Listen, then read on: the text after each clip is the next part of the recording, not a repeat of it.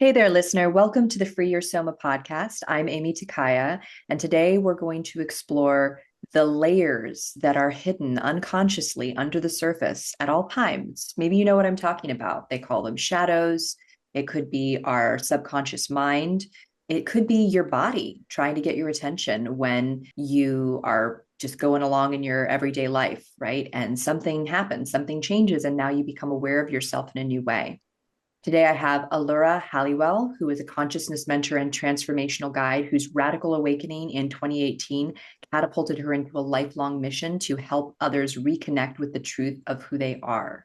We are going to explore not only Allura's personal story, but the things she's observing in the collective consciousness over the last, what would you say, like couple of months, right? And where we're headed in 2026. So please stay tuned.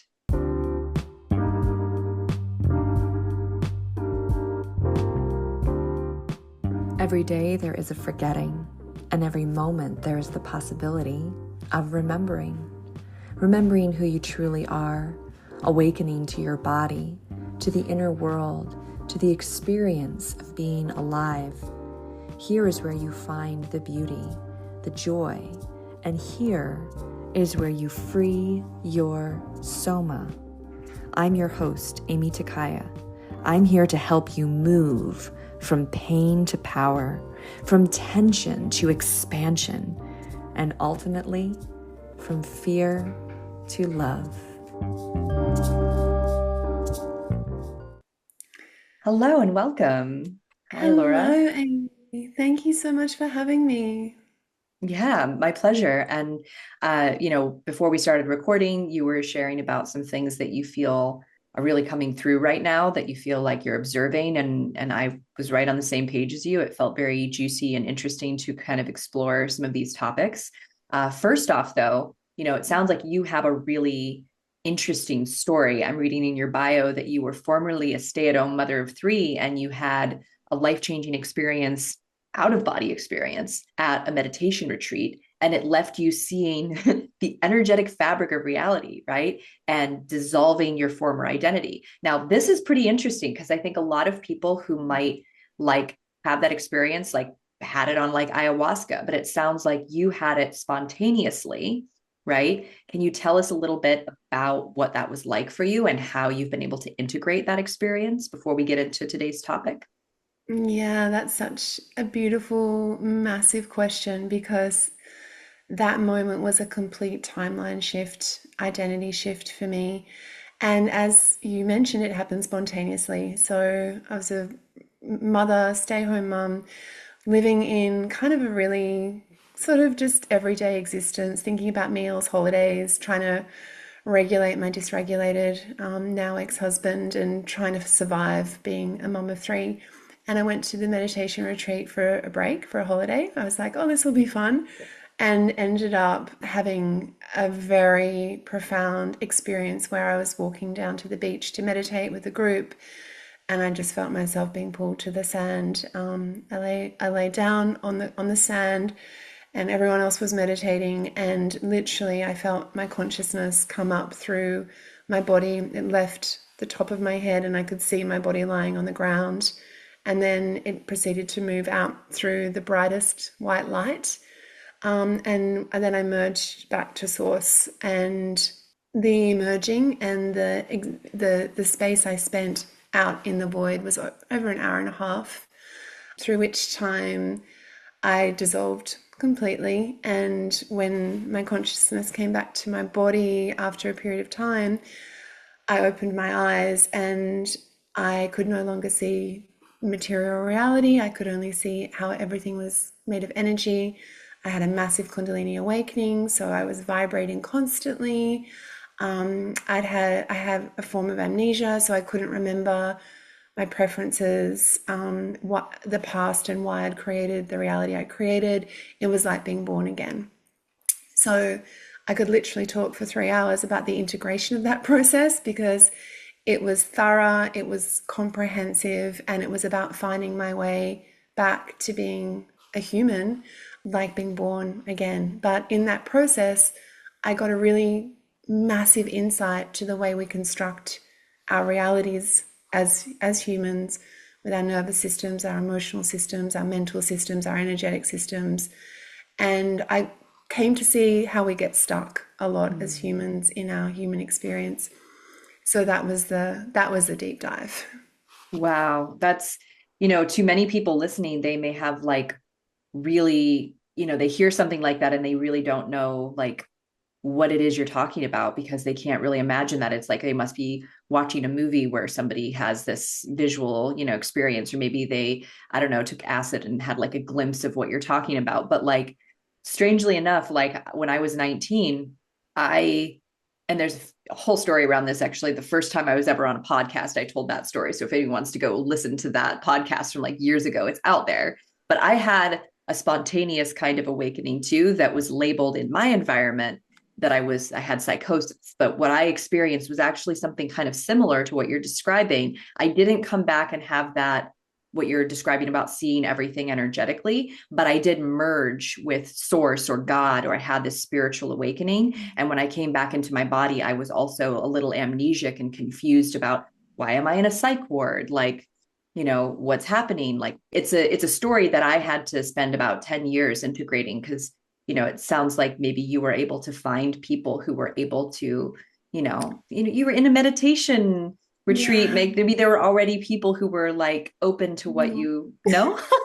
I was That was hopeful. I the was ironic, hopeful. crazy thing. It was Yeah. like the darkest night of the soul. It was like everyone looked at me and went, I don't know what's happened to you, and I don't know who you are, and I don't Mm, know how to help you. And that's when I right. realized I could only find my way myself. Yeah. And that probably was the download for me then to support others that are going through that. And I just really can honor the psychosis aspect because from an external perspective, everyone was like, oh my God, the lights are on, but no one's home. Where is she? And my consciousness had been completely anchored in a multi-dimensional realm. Like I began to have daily mystical experiences, being able to understand how and see through the fabric of reality meant I was time jumping and working Yeah. out how to, use my thoughts to kind of create my reality. And lots of things were going on. But from the outside, I was really shut down. I was very internal. Right. And, I was very fortunate that I was able just to rest into that space and be protected in that for the time I was in it because it could have been another timeline. But I was very anchored to that divine in that moment, and knowing that I had to go through it was kind of coming through to me, but the trauma of going through it was another thing. So I feel you deeply in these big, vast, very rapid awakenings can leave us very unsettled and Right. It's its own take kind a of lot. trauma, right? It's because Yeah, it's so sudden. I think yeah, what is one of the definition of a trauma is like too fast, too soon. And when we have yeah, these Kundalini awakenings, I remember years later reading about it in like a yoga book, like an Indian Kundalini yoga book about like when things awaken a little too quickly, it can be catastrophic. And it sounds like both you and I like got the privilege of like surviving those kind of experiences. Some people don't because it's very intense, but it yeah. sounds like you were really anchored in source and you were really anchored in love. And I bet that made all the difference, right? Did you know that your muscles are holding on to thoughts, memories, and feelings? If you have a tight neck or back, you're not just getting old, you're experiencing a buildup of tension from the life you've lived. Most people don't know this, but there is a part of your brain that can reverse and prevent chronic tension. When you relax your muscles, you not only move better and regulate your nervous system, but you also free yourself from the grip the past has over your body. So you can live with freedom, confidence, and enjoy your life now. How does that sound? Join me, Aimee Takaya, and discover what my clients are raving about at youcanfreeyoursoma.com. Yeah. And that just, that love of this experience, it almost makes me want to cry because the love is so vast in source. And then being able to find the love here, I think was the mission that I felt called to bring because when we come into the separation of being a physical body and having a nervous system and all the things of the demands of surviving this experience, I think we kind of shift out of the love sometimes, and we don't feel like reality is very loving. We don't feel like our experience is very loving. So anchoring that love and finding a path to that love as the whole experience, not just as self-love or a limited relational love, but a complete love. Yeah, it was important. Wow. Yeah, it's an incredible journey that you've been on. And, in terms of how this work relates to like what we were sharing at the beginning of our conversation, right? You brought up a really fascinating and I felt very relevant point in my own life right now is that collectively there's a lot of people who are being willing to look at very deep lifelong patterns of behavior, of thinking, of operating, and being able to really lean in and look at those things in a new way, which is exciting and heavy, right? Would you like to Mm. say something about that, what you're noticing in the collective? Yeah, it's being profound, the level of calling that people are having at the moment around their activation and realization and connection to the whole aspect of themselves. What people are kind of coming to see that they've almost shut down this vaster space to be in maybe a looping, limited, constricted aspect of their identity, and they're seeing and feeling the potential of that expansion. And then they're going and doing this really deep, yet very, very liberating work to find where that hook keeps them in that limitation. Mm. And this sort of duality of the expansion and the contraction, they're working simultaneously in the containers we're having on expanding, but also going into that contraction with such deep consciousness that it's no longer a place to fear or a place to resist. It's a place with a very unique coding and a very unique awareness that can crack open for us and support that expansion in profound ways. So I'm witnessing people go to core traumas and core experiences and core fractures in their life path that are actually holding the keys to how their expansion can now occur, and doing that via the portal of the body. So going through the what I call the pain portal, which means going through the deepest part that feels that pain that we feel is just going to kill us, that we're going to die if we touch it, and liberating through that pain to open the cellular, emotional, consciousness energy that's trapped in that pain in the body, and that coming through to create a new template, which is projecting into a whole new reality. So it's the internal exploration that's expanding and then projecting the next level of expression, and the intensity of the willingness to go there. I'm just seeing that increase over like exponentially. People are like so ready, and knowing that there's a path to do that and that you don't have to get lost in the overwhelm of processing that pain. It's been really beautiful to witness. Yeah. Wow. Yeah. And I always wonder, like when there's something going on really deep like this in the collective, I think that the other people who may not be doing that work consciously are also feeling it, right?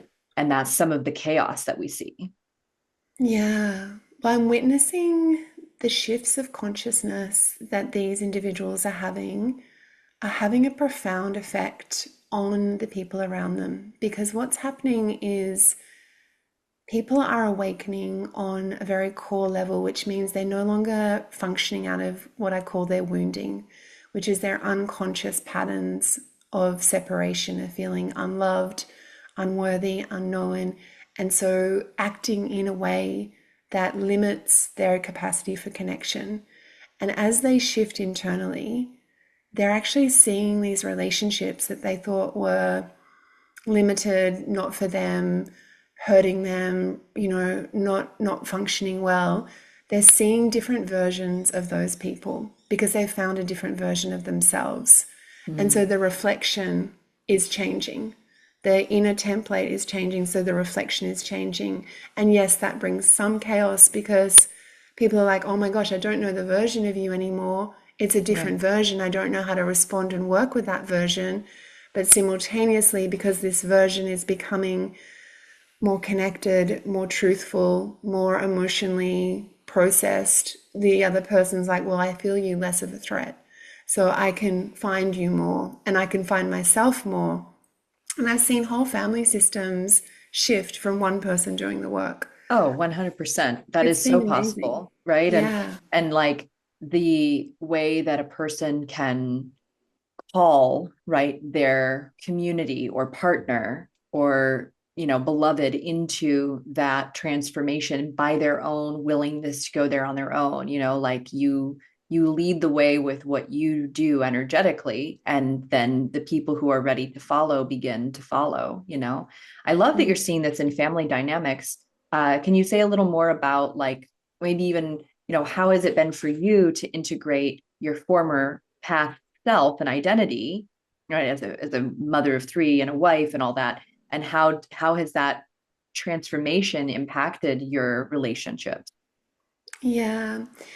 So it became really evident that the level of evolution that I was kind of fast tracked in meant that there wasn't a high level of resonance anymore with my husband. And a lot of the stored emotional absorption that I'd taken in that relationship was coming through my body now more freely. I realized that I'd been in suppression in that relationship for most of the relationship, holding that dysregulation in my body.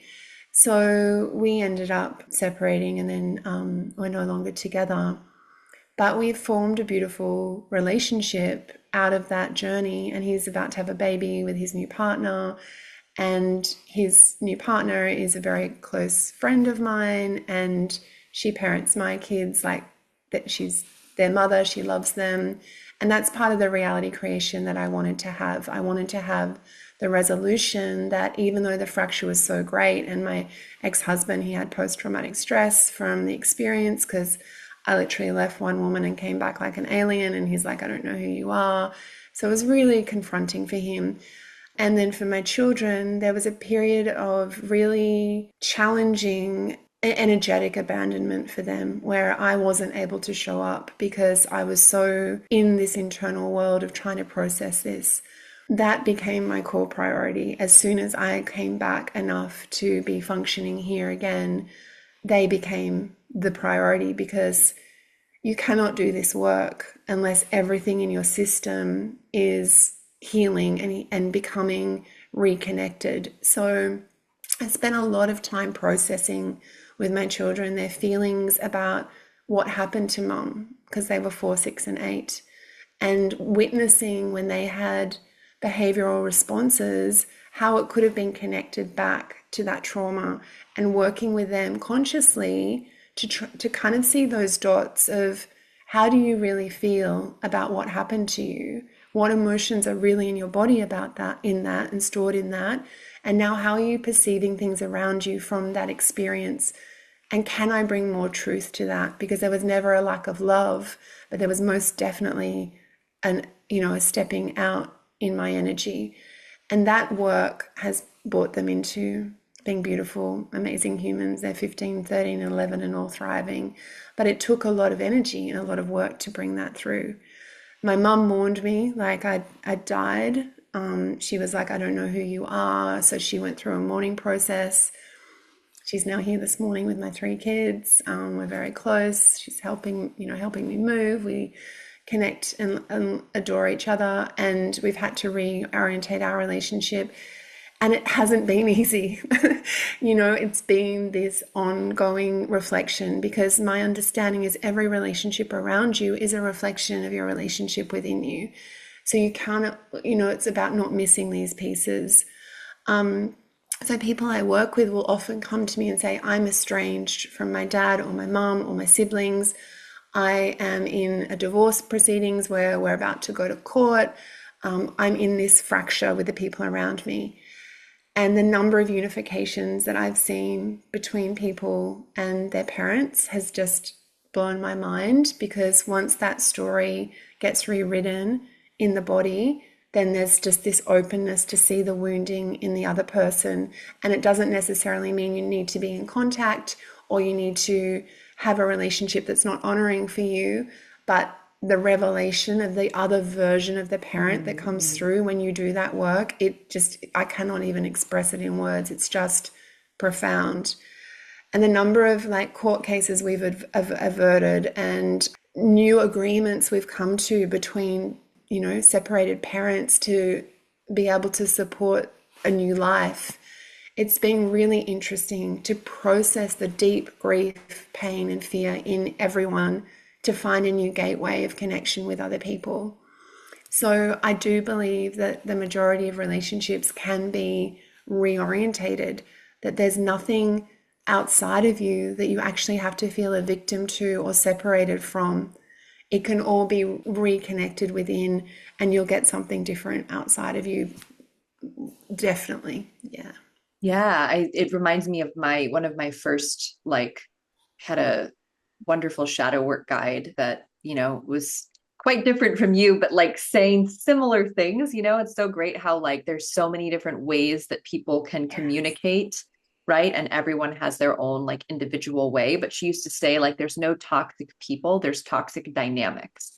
Like there's Yeah. ways that we're relating to and perceiving each other that can be toxic, right? Or the Yeah. misunderstandings or the hurt and the anger or the fear that's unprocessed gets in the way of the relating.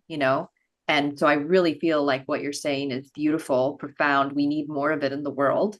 So Mm. does this mean that you work with families, or do you work with an individual and then support them in working with their family? Like, have you ever done things that are groups, or how does it work?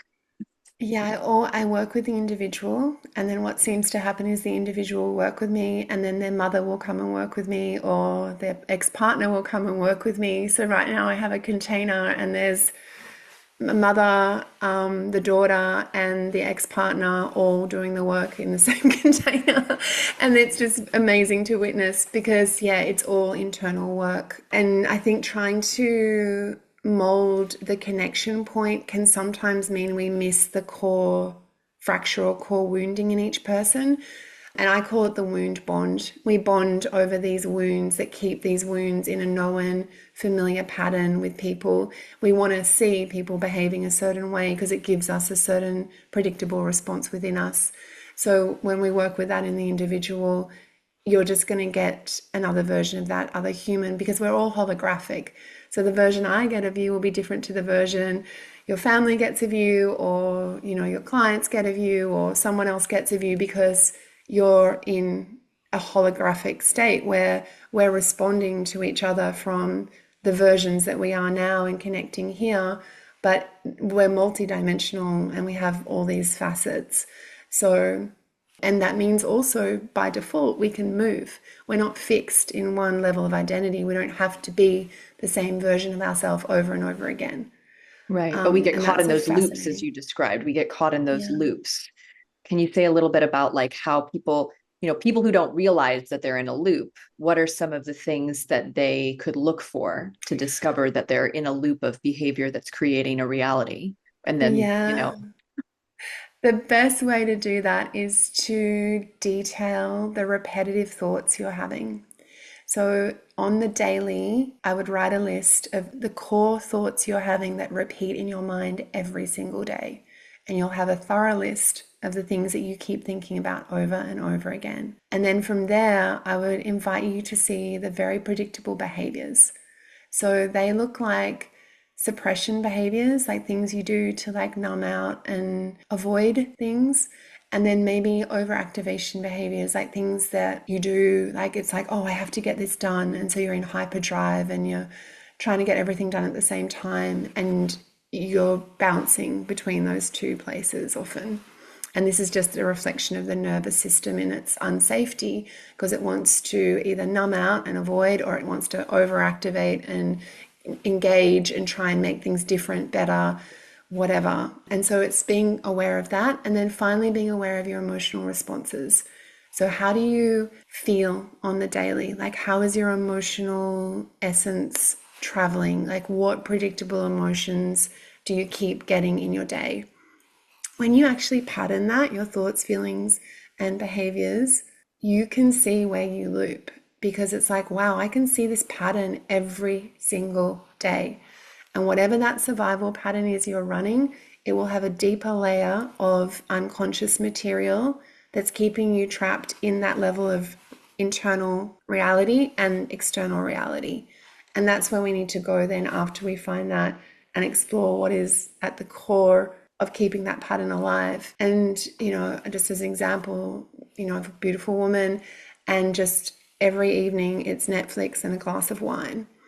And when we went to the core of that, it was the abandonment of her mother at 7 years, and finding that thread and going to the core of that pain, releasing that pain, releases the need to numb out and avoid, because she's not trying to keep the loneliness and abandonment that's in her body at bay.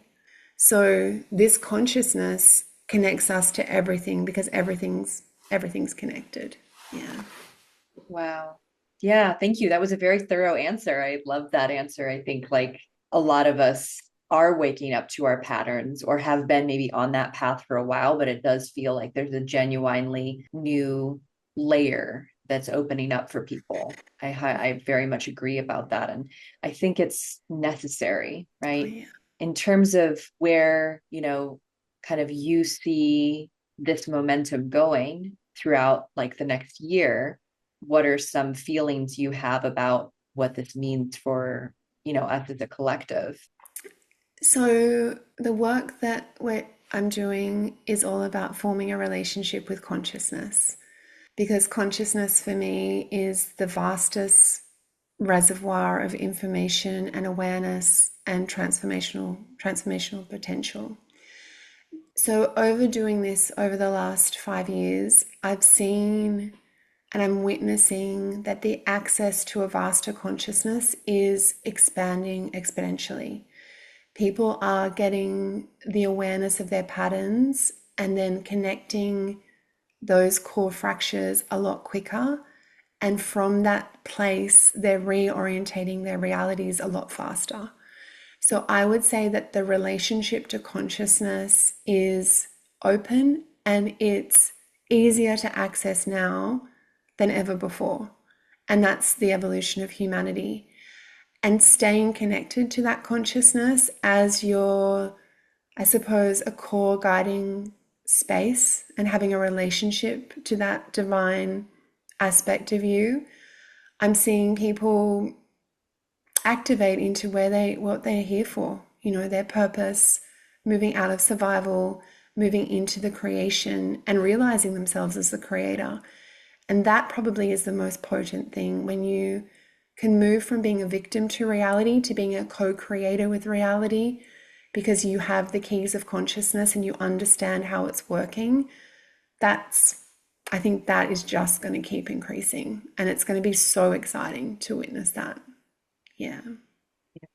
Thank you. I'm excited for it too in my own life. I got some very like big information about my body like just a week ago, and I'm still processing it because, you know, there's so much that we don't know that we're just living with under the surface, you know. Yeah. Like I think that there's been a big, and I'd love to hear what you have to say about this in terms of, people having more information about autism spectrum disorder and these kind of labels that we're giving people. I'm not sure about the labels, but being able to understand how people are different and how people's brains and bodies work differently. And there's so much more awareness now, and recognizing that, again, there's been like a construct, maybe we could even call it like a collective loop of like, this is how it should be. And yet Mm, there's all these people that have never fit into that category, that have never fit into that reality, who've been struggling to figure out why they don't fit into that reality. And I see that that is kind of getting gradually, like, we might call it more education, but it's an opening in consciousness that people are becoming aware. Oh, how you perceive and experience things in your body is very different than how I experience and perceive things in my body, right? yeah. So I look a lot at external patterns of what I call coercion, domination, and control, which is the programming of society and culture and concepts that create limitation in the full spectrum sovereign expression of us as humans. So when we look at these patterns of these imprints, that there's one or like a limited mental or physical expression of how you should be to be safe in society, there's a really huge space for breaking that down. And I work a lot with people that have received different diagnoses and labels around their mental health and how they construct their reality from their minds, which is basically what those labels are expressing to us. You know, how do you engage with reality, how you think and how you feel, and how your level of sensitivity really to everything around you. And we work with that on a level of truth. So if we remove that label, what is actually the mental process that you're experiencing? And is that mental process something that's happening from a core connectivity, or is that coming from some fracture or separation or trauma within you that we need to go and work with first beyond the label? So I work with a lot of people that have a block in their expression. They feel like socially they can't really connect with other people, or they don't really know what to say, or they don't really feel heard. So we work with the core fracture in that, and that rewires the brain, because you're not constantly thinking, what do I need to say? When do I need to say it? How do I need to work with that? Am I heard? Am I expressed? And then there's this softening of the nervous system and the mental systems, and they find they don't have a social problem. It was just a trauma fracture problem that they were carrying within them. So we take all the things on the top level and we just look at it honestly and truthfully, and where is the root? And from there, the body becomes the portal, because all the stored pain that's in our body is just the density, how we've absorbed the density. So say, for example, when you're a child, you got shouted at for asking questions. It's like, stop asking questions. I don't want to hear your questions. There's a part of you that would have absorbed that within you and shut down around that. So on a cellular energetic level, because we're cellular energetic beings, there's a part of you that would have got trapped in that moment in time, that would have stopped functioning in a free-flowing, connected experience within us, and become almost like a roadblock or a density that we then can't quite penetrate. And then it develops a fear around it, right? And that fear becomes very unconscious, and the pain becomes unconscious too. So then we grow up and then we're like, I don't really know why I can't ask questions in class. And then we think, oh, I don't really know why I can't ask my partner for what I need. And then we keep going through this pattern being expressed in our lives from this unconscious, unprocessed pain and fear. So the work that we do is we go back through the portal of that pain, which means that we are finding the energetic density, but we're also just finding the sensation. So we're not finding the thought form, we're finding the pure sensation of pain in the body, and we're inviting its expression. We're saying, where is the fear? Where is the pain in the body? And that opening, witnessing people open that, has just been profound, because they're touching that deep place. They're going to find it, and then they're touching it. And as you touch that core place, that energy and that consciousness that got stored at that age begins to release through your body, your inner template. And then you actually feel safe internally. There's an internal safety, because that part of you is no longer trapped. And organically, you're just like, I don't find the same program in my life anymore. It was never the truth that I was not able to express. It was always just the program and the pattern that was stored in the pain and the fear. So that's where I kind of land in that space. Yeah, no, I think it's a beautiful way of describing this phenomenon of how we hold on to things. I like to describe it that, like, beliefs at their core are just these unprocessed, raw somatic experiences of something that happened in our body at one point. And then later on, when we uncover it or get in touch with it, we can label it belief. We can give it a structure that's more intellectualized. But at the core of it, it's a sensation and a feeling of unsafety or not rightness, and that part of us can just keep holding, I think, endlessly, because maybe this is a good place to bring in like love, because love is at the core of why we hold on so tightly. It's at the core of the need for safety. It's like our body loves life. Our body will breathe, when we, need to breathe. It will do all of the things it needs to regulate itself to be alive, because we are love, and we're made of that same energy. So, what you're saying is like very, very much making sense on a few different planes here about why we're holding on to things somatically and how we can kind of unlock that.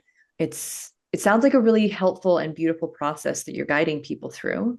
In terms of like what you've created, as a format, are you working with people over Zoom? You mentioned having some group containers. Are these recorded sessions? Are they live? Like, how do you operate? Yeah, so I saw that I wanted to create a very comprehensive understanding of how reality functions and how we work with reality and ourselves on the deepest levels. So there's 12 processes that come into that, and I call it the consciousness method. And those 12 processes are the inner inquiry, inner expansion, consciousness connection processes that I feel we need to shift our internal template and shift our lives.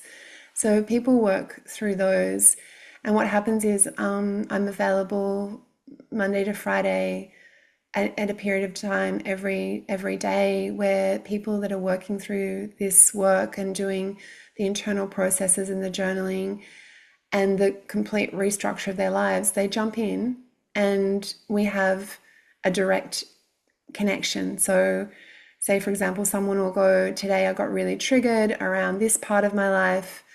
And then we spend some time just going in and going, hey, let's find that core fracture and where that connects. And then they'll go off and they'll work on a part of that and then come back a couple of days later and say, oh my God, this happened, that happened. This is how it is. And everyone is kind of witnessing everyone else's journey in those spaces, because people realize that they're not alone in this journey. And to be able to know that people are processing these parts, that it's a part of them as well, the exponential growth that people experience in the reflection of that has been pretty phenomenal. So it's a daily kind of process that we go through, and it happens over 6 months.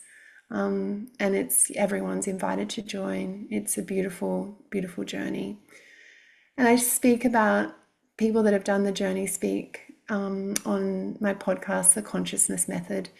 So they kind of gives a good example of the things that happen for people. Yeah, it's pretty beautiful. Wonderful. Yeah. Well, this has been such a very helpful conversation, and I'm sure that our listeners have got a lot out of this too. I think you speak very well on these things. You have a really great handle on how to structure this so that it's digestible, and I guess that comes from your own experience of needing to figure out how to structure something, after being born again in a very raw state, it sounds like. Yes. Yeah. Yeah. Yeah. So for those of you listening, please check out Allura's bio in the show notes, and you'll find links to the consciousness method and her website. And please reach out and let us know what you thought of this conversation. If you have an experience that you'd like to share, I always love to hear from my listeners. Thank you so much, Allura. Thank you for having me, Aimee. It's been amazing.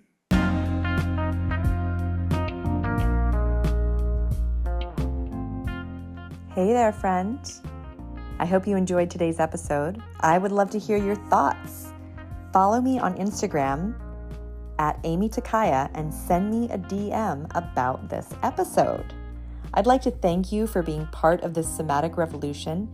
And if you'd like to support the podcast and help more people learn about somatics, consider leaving a review or a rating. And finally, if you'd like to have the experience of relief in your tight hips or back and learn to understand what your body is really saying to you, visit youcanfreeyoursoma.com. I can't wait to share with you what is truly possible. Bye for now.